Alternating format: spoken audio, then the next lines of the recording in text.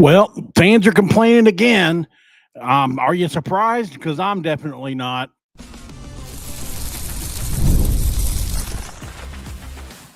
You are Locked On West Virginia, your daily podcast on the West Virginia Mountaineers, part of the Locked On Podcast Network, your team every day.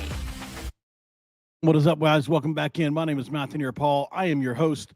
This is Locked On West Virginia, baby. We're talking about the Mountaineers again today on the football side of things. Thanks, guys, for joining into this one. Brought to you by FanDuel, of course. And look, summer is winding down, fortunately and unfortunately. But football season's around the corner. Visit FanDuel's apps today and start planning your future bets now, Junior. Thanks for making Locked On West Virginia your first listen and for being part of the Locked On Podcast Network, where we talk about your team, the Mountaineers, every single day.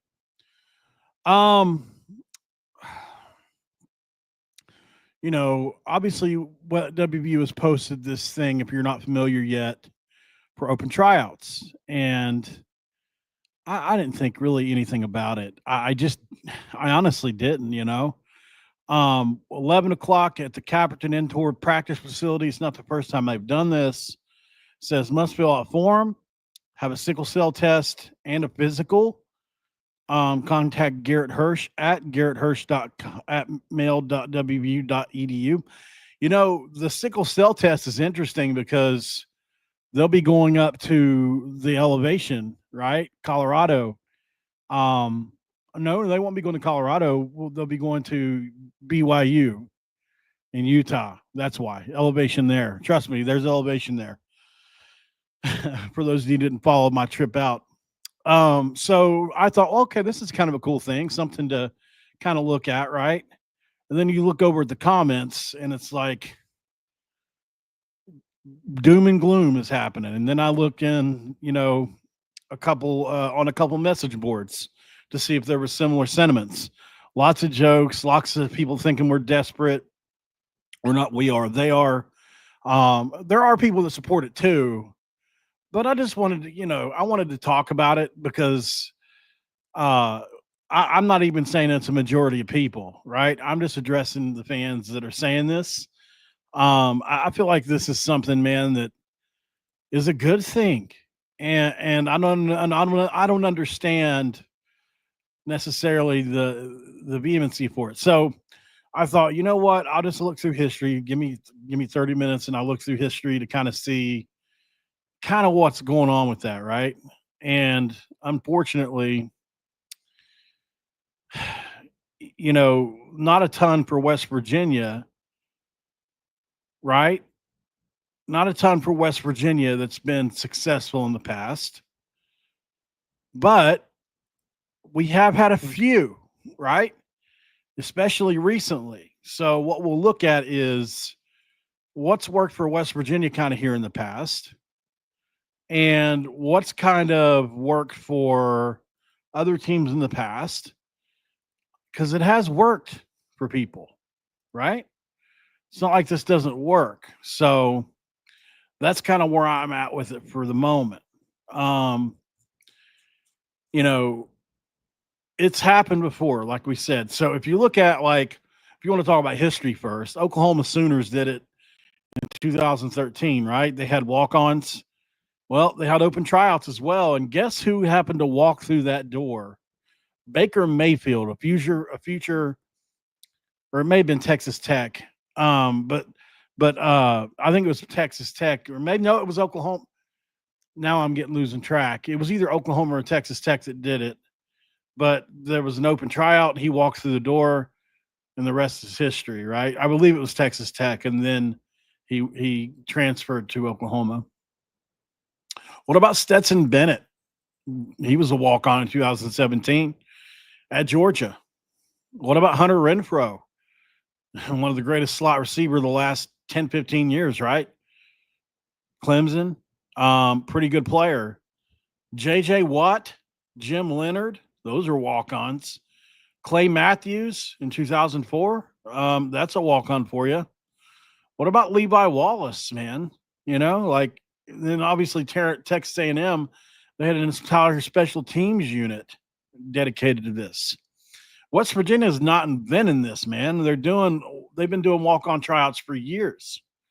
I don't know if it's because Rich Rod's back or what here, but like this isn't new. I think maybe it's the timing of it. Typically, you might see this in an earlier portion of the year. But here's the thing: they're using these new rules to their advantage. Why not? Use the rules to your advantage. You can have as many walk-ons as you want, from my knowledge, right? As long as they're not taking up a scholarship, you don't have to worry about the 105 unless I'm missing something here.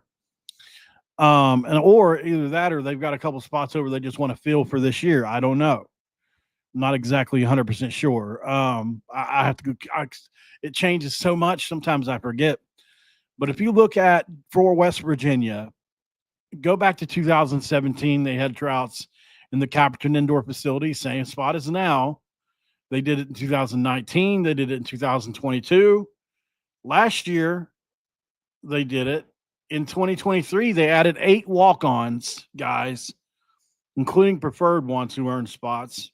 What about Preston Fox, Nick Malone, Huddy Tuddy, Hudson Clement? All starters at one point, right? Preston Fox is still on our team and had a pretty big breakout 2023 season. Historically, West Virginia's tryouts have attracted 70 plus people annually. So, and if you actually make the cut, it is selective, and I don't think it's scraping the barrel. I think there are plenty of players / people that just students, I guess, that get overlooked, whether it's in high school, they decided, maybe I'm not good enough or what have you. So in today's NIL era, walk-ons aren't just free labor, man. They can earn real money through real deals if they're good enough, right? I mean, look where Baker Mayfield's at now compared to when he just walked on somewhere. So it levels the playing field and helps retention as well. West Virginia can use tryouts to spot local talent. They can, offer NIL incentives to keep them if they're any good. And they can avoid over-relying on the transfer portal. You're going to get West Virginia guys mostly, or at least area guys that are probably going to be more loyal to the soil in Morgantown, right? So, because, as far as I know, the rosters are unlimited for walk-ons. There is a cap at 105, but that's for you basically your scholarships or whatever you want to call it now. So, and that's another way to build depth, cheap depth at that. You want to have a practice squad? Boom, you can put one together out of basically just even walk-ons, right? I mean, they don't have to be these awesome 5-star athletes. Like they can be just walk-ons. Nothing major about it, man. So at the end of the day, y'all, they can be scout players, right? Exactly, John. So that's all really I had to say about it. I just wanted to make a couple points because before everybody panics, man, let's look at this logically and realize that they're not panicking. It's okay, Big nothing. You're asking what now?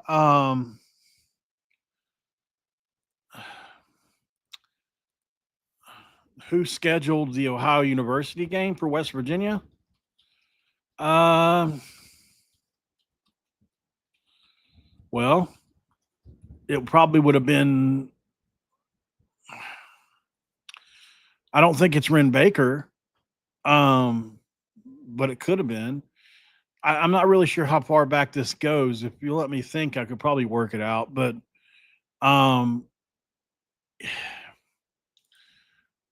so are you thinking this is it was probably Shane Lyons, yeah, but are you trying to say this is a negative thing?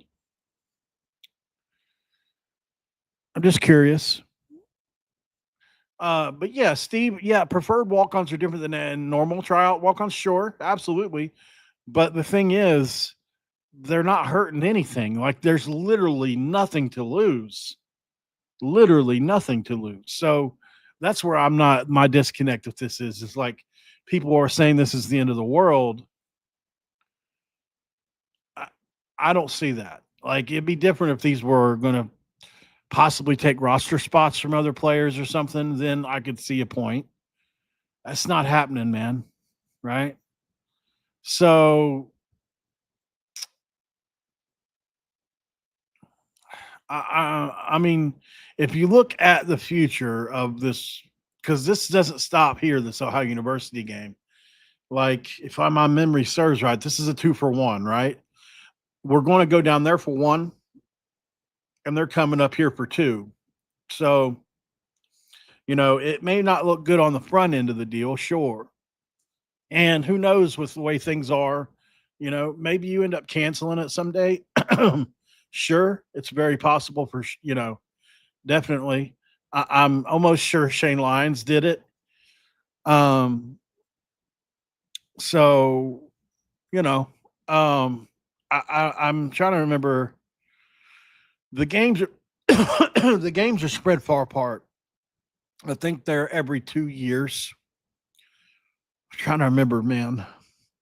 I want to say we got a 25, a 27, and a 29, but you can look it up. But pretty sure that's it. I think it's 25, 27, 29. I don't have any clue about when it was scheduled, but I'm pretty sure it was Shane Lyons and not Rim Baker, because Rim Baker wouldn't schedule this in this day and age. No, in my opinion. Well, I mean, especially on the heels of them winning 3 straight double-digit win seasons. That wouldn't be smart at all. Well, let's go to break, guys. We'll come back and we'll talk about some more football here. I got a couple things we can get to. Stick around. This is Locked On West Virginia.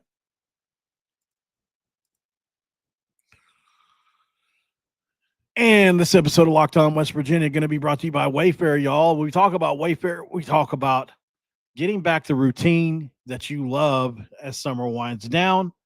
And there's something nice about that. Wayfair makes it easy to set yourself up for the season ahead. From bedding and linens to storage solutions for every room, Wayfair is your one-stop shop to refresh your home. This is the perfect time to get your home ready, whether that's organizing, upgrading your workspace, or making weeknight dinners easier for yourself. Get organized, get refreshed, and get back to routines for way less. Head to wayfair.com today to shop all things home. Wayfair, Wayfair. You got to love them, right? Got to love Wayfair. Every style, every home. It's segment 2. Let's crack this do and talk a little bit about what shall we talk about? I didn't plan much beyond this segment, so let's pull up the roster, the old roster, the old West Virginia football roster here, and I'm sure I can come up with something here. Hold on. You guys want to do some over-unders? I think that's what I had initially planned, actually, now that I think about it. So a couple over-unders we throw at you.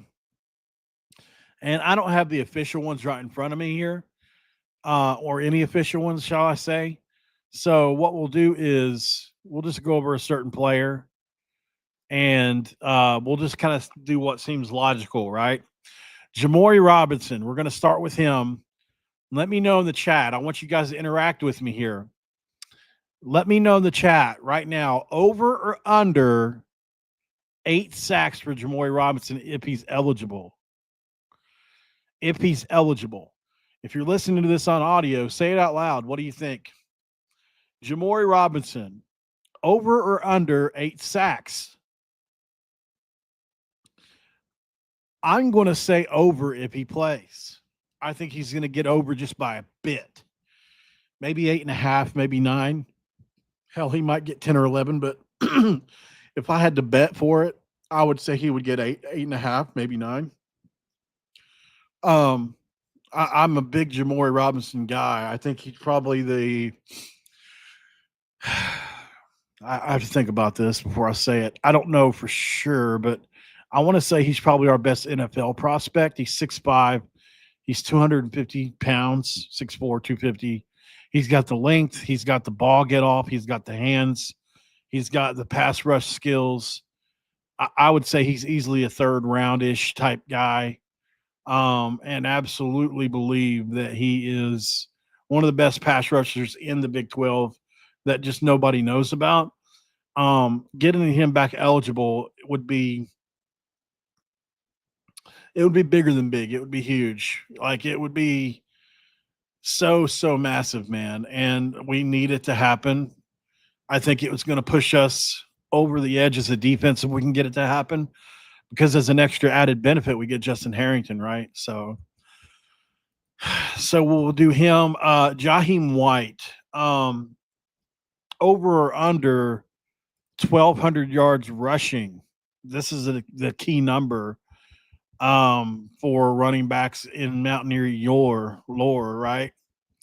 So, this was tough for me because I actually almost did a video on this, because I wonder if anybody can remember what my biggest criticism of Jaheim White was over the past few months. It has to do nothing with it has nothing to do with his talent. Absolutely zero. So whenever he played for Neil Brown, something I noticed that aggravated me. It did. I'm not going to lie. It aggravates me still, is tapping that helmet, needing out of the game. And far be it from my fat butt to sit here on my couch or wherever and say he's lazy. I'm not saying that at all. I'm just saying, as a football guy that has nowhere near the talent of a Jaheim White, exactly, Chad remembers. I've always felt like this with Jaheim the last few years, that he hasn't been a typical workhorse. He's also not really built like one at 5'7", 190, is he? But we've seen guys do it. You go look at Deuce Vaughn for K-State. They could give him the ball 30 times a game, and he can handle it. Like, it's not – size isn't always the thing, right? You got to be in great condition, and then you have to know how to take hits, avoid certain hits, right? That kind of stuff. So there's an art to it, much like in wrestling, like they call it flat backing a bump, right? It's like, how do I get the most surface area underneath me here so it doesn't hurt when I get body slammed or whatever?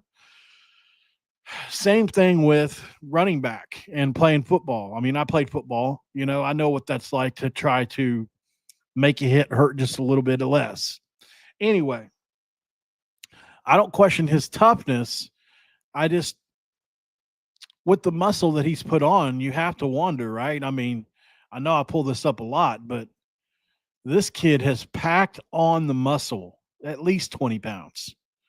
At least 20 pounds of muscle since he's gotten here. And you have to wonder about his stamina. Now, maybe it's better. Maybe it's better than it was before, and he's actually able to do it.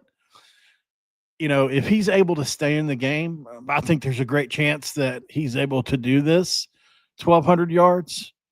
But if not, then it's not going to happen. We're probably looking at another 800 or 900 yard season where he has some dominant games and he's very elusive. He's still going to be the number one people focus on. But if he starts tapping that helmet, Rich Rod's going to get pissed, and he's going to play somebody that can stay in, Rich Rod mentioned this, so I wasn't even going to say anything about it, but Rich Rod, whenever he was asked about Jaheim, that's what he actually said. He's got to learn how to, be able to basically stay in the game for multiple series. I wish I would have kept that clip of him saying that so I could go back and listen to it with you guys, but I'm going to go under for now, and I hope he proves me wrong, man, because it's not talent, Jaheim, if you ever see this. I know he watches sometimes. It's not talent. Definitely not saying that. I'm saying that I just don't know stamina-wise, and I don't know what I don't know. Michael Coates Jr., over or under 3 picks? Over or under 3 picks? If you look at his bio, what has he done in his career. Last year at Nevada, I mean, you see what he did. Started all 13 games, led the team in passes defended, and had 4 interceptions. So he had 4 interceptions last year at a level down, but at the same time, he still was a big playmaker for them. So can he get 3 or more picks for West Virginia this year? I'm going to say he hits that right on the nose. I'm going to say 3 interceptions is what he finishes with. I would love to see him do better, but that's a tough thing, man. 3, at the college level especially. But yeah, so what about Cam Vaughn?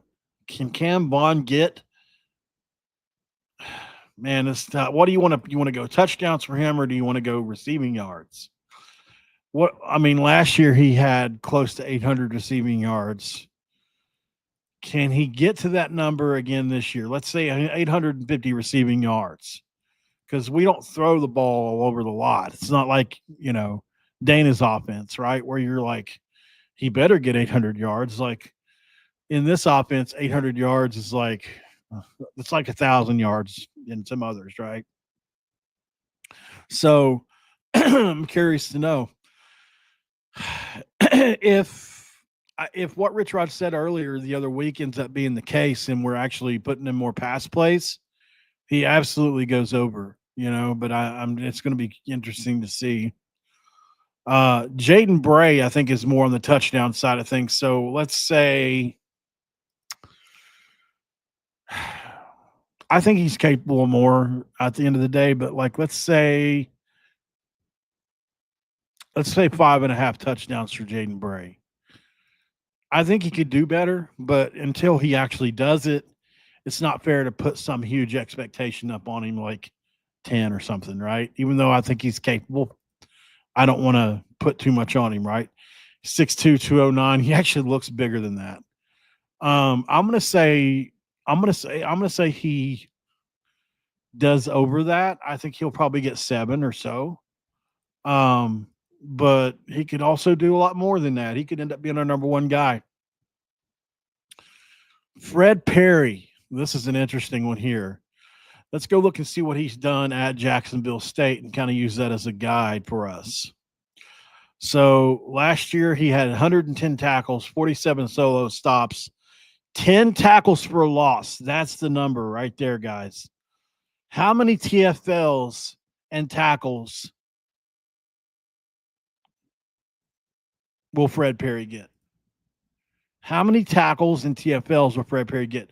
We'll set the TFLs at 10 again, and we'll set the tackles. We got to bump those down to, let's say, 90. Over or under 90 tackles and 10 TFLs for Fred Perry. Keep in mind, now, we can go back and look at this really quick. Let's go find Will Davis here. You want to go see what his numbers look like?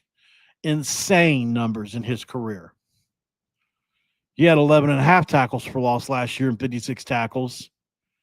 He had 5 interceptions, 2 pass breakups in 2023. But he's got 12 interceptions in his career. I'm not seeing – that's weird. I'm not seeing it.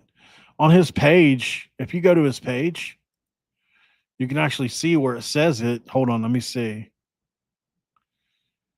It didn't follow with me. That's fine. I'll pull it over to you.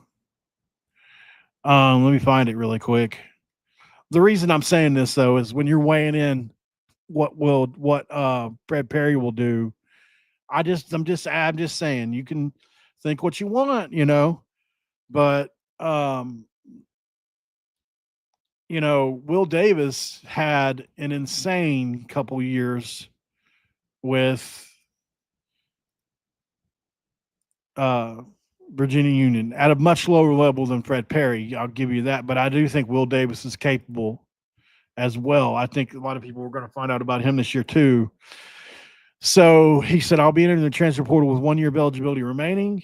He had 126 tackles, 26 tackles for loss, 12 interceptions, 3 interceptions returned for a touchdown, 3 sacks, 2 forced fumbles, a 2-time team captain, and 2-year starter. So just insane numbers for Will Davis, right?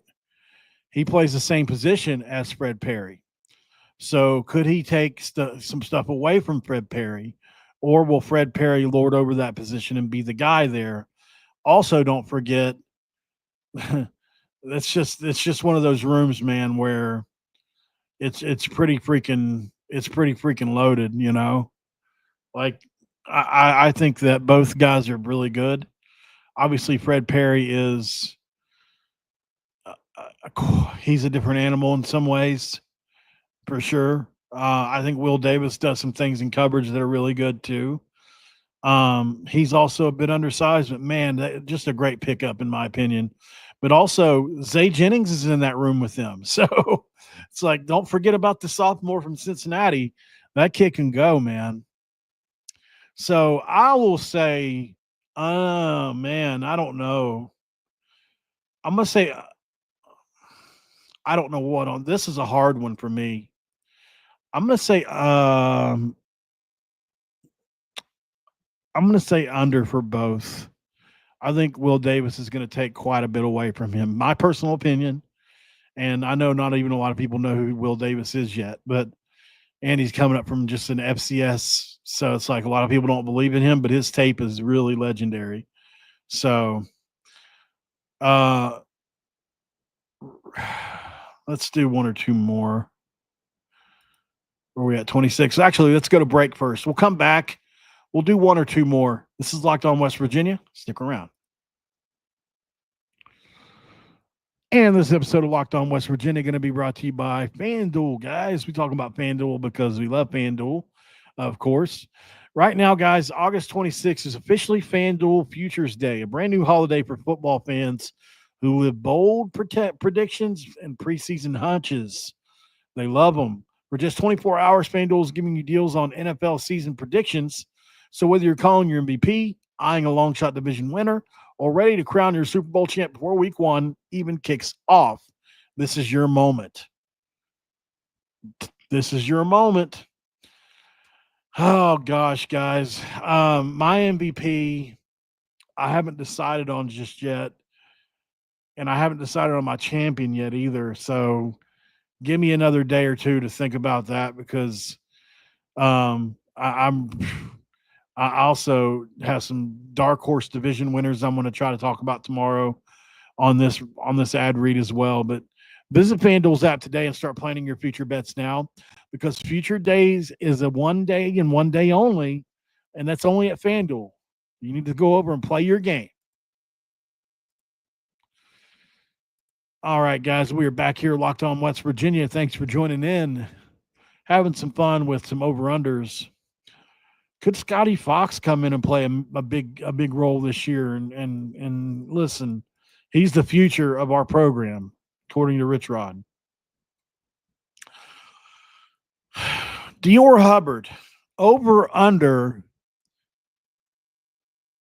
500 yards and 5 touchdowns. Over under 500 yards and 5 touchdowns. Let me know how you guys feel. Dior Hubbard, as of right now, probably the number 2 running back. But you've got Sincere Bowers, you've got Cannon Katzer, you've got Ty Edwards if he's eligible. You've got the new dude, the new guy who's like just a monster. So, you know, there's options there. But Dior Hubbard for now, I would say is number 2. And maybe he holds on to that steady. I'm going to go put my biases aside here. I'm going to say he does right on that. He's going to be right around there, I think. 500, 5 touchdowns, somewhere in there. I think that sounds good, actually, personally. Maybe he does way more, but I just have to see it, you know. With a lot of these guys, it's hard because we haven't seen them yet. We haven't seen them produce yet, right? Like Rodney Gallagher. What are you going to make? What would you do for Rodney Gallagher? You know, like that would be feasible. Based off what he's done, I mean, if you look at what he did last year, what did he do last year? He played on 417 snaps. That's a lot of snaps, guys. It's a lot of snaps, you know. Does it even have? Let's look at his career stats. Last year he had this rushing. Receiving last year he had 26 catches for 288 yards and 3 touchdowns. It's actually better than I thought. It's actually better than I thought it was. To be totally honest. That's much better than I thought he was last year. So let's set the bar at 35 catches, 350 yards, and 5 touchdowns. I think that's a fair bar for this upcoming year. Can you jump up 10 catches? Can you come up almost 100 yards? Can you come up a couple touchdowns? Let me know what you think. Now, keep in mind, Oron Singleton's in that room, along with who else is in that room besides him and Oron? I know it's more than them that's in there as slot guys. And which Rich Rod said, it might be his best group of slots ever, which is just, it's such a big thing for him to say, like, I mean, are you kidding me? Like, your best group ever? That's insane. Like, you've had some really good slot guys over the course of the time, right? I haven't had a lot of sleep. I didn't sleep much last night. So my memory's it's a little foggy today. Normally stuff that I'll recall easily is not coming to me as much today. So I'll put it to you like this. And this is just no lie. I'll be honest. I've been sitting in this chair since 10 o'clock this morning, maybe 9 o'clock. And I probably fell asleep in it for 1-2 hours at a time. I could not even realize I fell asleep, from this dang sleep apnea. It ruins my productivity. Normally I would have got 3 or 4 videos out today. It's frustrating. Oh yeah, Gerard Bowie. That's the other guy. So he's an interesting one. Obviously, he doesn't have the production that even Rodney had. So I think he's due for a bigger year as well. But I mean, I think I got to go Oron Singleton number 1. I think he's going to have a monster year for us. He's a senior. It's his last year. I think he's an elite route runner. I've said this multiple times. Coach Radley yesterday, he did that interview. Man, that made me feel so good because I've been saying for months and months and months and months and months that I think Man's a great player. And I mean, if you look at what he did last year, I think if he could just replicate that, just do what you did last year, that would be one hell of a year for him, right?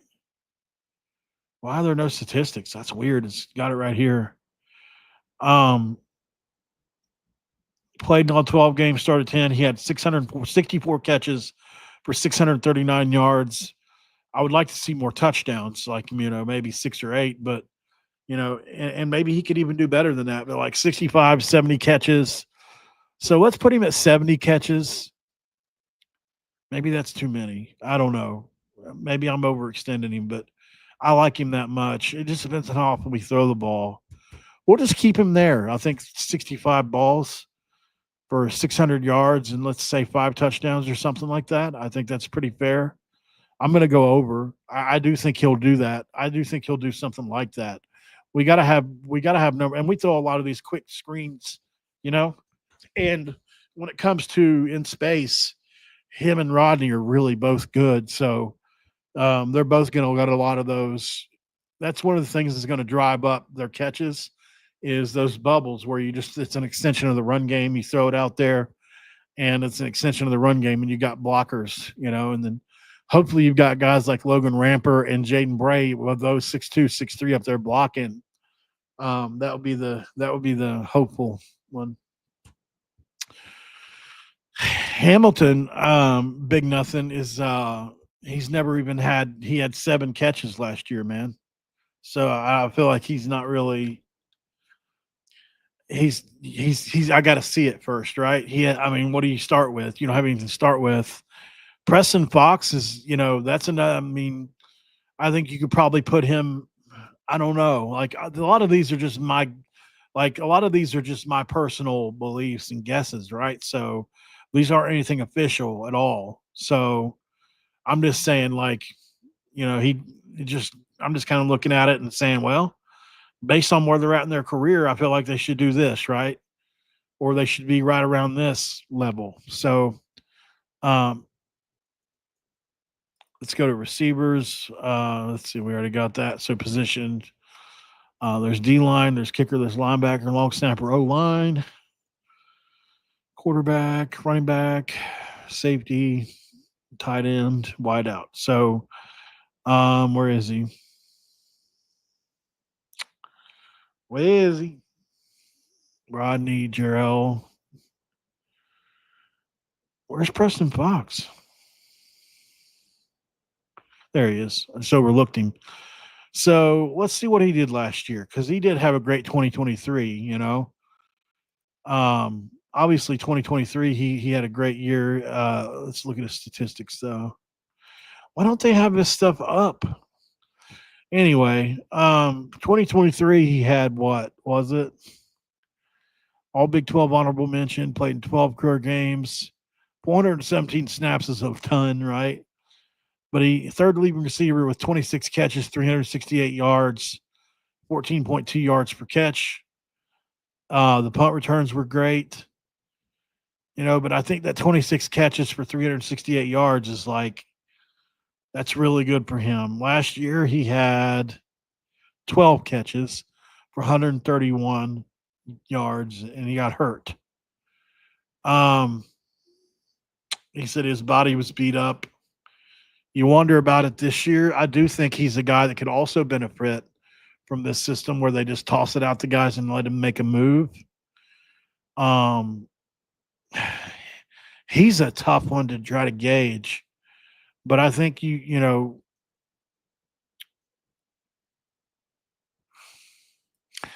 have to set a bar for him somewhere, right? So like 30 balls, maybe 30, 35 balls for 400 yards. I don't know. It's hard to say because not everybody can catch a bunch of balls. And we got so many other guys that I think are a little better.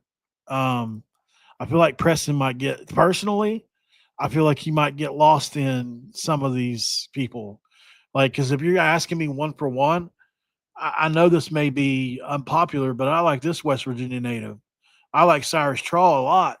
I really do. I really, truly do. He's an elite route runner. He's 6 feet tall. He's not as tough as Preston is yet, but I think he can get there. I don't know. Maybe I'm overlooking Preston though. It's really so hard, because Preston's earned everything. Like, he's a senior, so he's going to get the opportunities for sure. Obviously, I wouldn't be surprised to see him do really well, but last year kind of hurt my faith in him a little bit. Logan Ramper's really the one I want to see, guys. Like I've told you guys, just like I said about Man, I feel the exact same way about Logan Ramper. I really do. I love him. He runs a 4.40, 6'2", 220 pounds, and he can really go. His receiving yards, like you see what he did last year. He was pretty dang good. 42 catches for 748 yards and 8 touchdowns last year, averaged at 17.8 yards a catch. He's a guy, man, and he runs 4.4.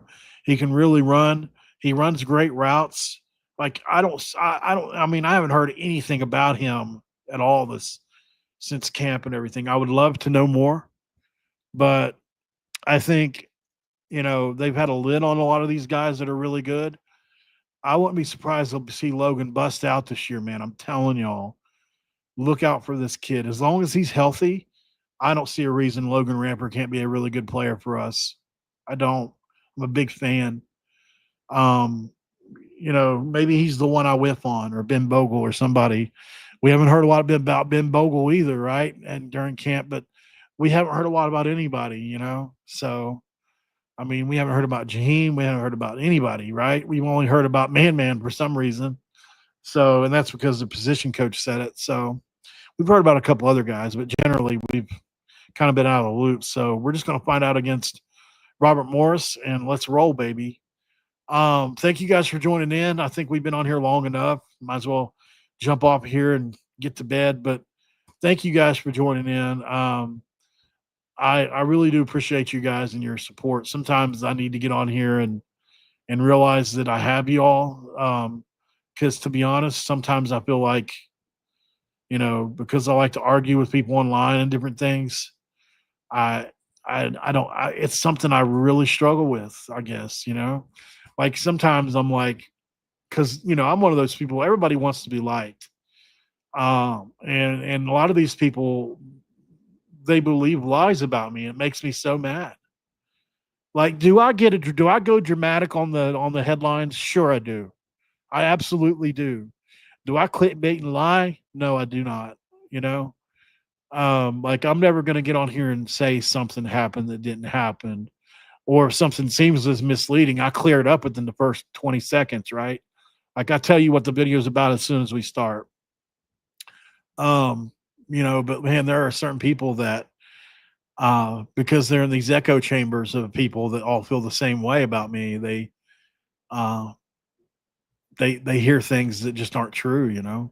I had somebody message me today and ask me, how I was able to work for Locked On as a sex offender. And I was like, what are you talking about, man? And I thought he was trolling me. And then we talked on the phone and he was like, no, dude, like I'm dead serious. This is something they're promoting and telling people. And I'm like, geez, like it's one thing to troll somebody. It's a whole other thing to do that. I don't know, so I have a bad habit of trying to change people's opinion of me. So it is what it is, man. I'm not perfect for sure. And I know that there are some of these people that just aren't going to like me no matter what I do. But for some reason that just, I don't want to let it go. Like people say ignore them, but sometimes they won't allow it, dude. Like they'll make profile after profile after profile. They get involved with my business dealings, like I had messaged the President Benson, and then they were up underneath there. He's a felon, he's a drug addict, like all that kind of stuff. So they do make it difficult sometimes. I'll be honest. They called my mom's phone. They sent me mail, so like the boundaries are beyond the internet, so it's like people say to ignore them, but then whenever they're crossing over these boundaries and putting your address out, like they put my address out, it gets to a point to where I don't lose a wink of sleep over it. Like, I guess in the moment when it's happening, I'm aggravated about it, but like I get over it soon because there's no consequences to it really. Like I'm just in my head about it, and then I start to think like, well, what if one of these people actually shows up? That's the only thing that I wonder about. So, it's easy to ignore somebody that's just talking crap online. That's easy to do. It's just that you wonder with some of the low IQ people we have out here, would somebody try something crazy? And like I tell them all the time, like I know I seem like a really nice guy, but I need to just stop it right there, right? Not even say anymore. My history says a lot about me, right? So even though I changed my life, I still have the right to defend myself if somebody wants to do something crazy. So I appreciate you all for joining in. I know you don't get on here to hear me talk about that stuff, and it is silly. It is dumb. I'm not proud of how I handle it sometimes. Sometimes I say things that I'm not proud of, like as far as my responses are. Like a lot of times I'm like, well, I'm getting paid to talk about it and you're griping about it, right? Like that kind of stuff. And then like that, and the way I say it don't look good on me at all. Because I have to have that last word sometimes. And I feel like that's damaged my reputation because people will see that they don't have the context, right? They're just scrolling through my replies because that's what a lot of people do. They want to see who I'm talking to, if I'm talking to a player, if I've got this intel or whatever, because sometimes I do, sometimes I don't. And then they'll come across the conversation and they'll get it all out of context, right? It'll be me talking really harshly to somebody. Like I've had that happen a couple times as well. So, Nicholas, you're doing phenomenally and put out content daily. I really appreciate you, and I'm not the only one. I know firsthand lies and how they go. I know how lies and rumors go. Control what you can control and let people believe what they want. Whether people think or say is not your problem. It's projection. Yeah, Nicholas, I appreciate that a lot, brother. As somebody that's in recovery, a couple of those things you just said resonate, right? It's like, a- you know, and I probably should call my sponsors sometimes when it comes to this stuff.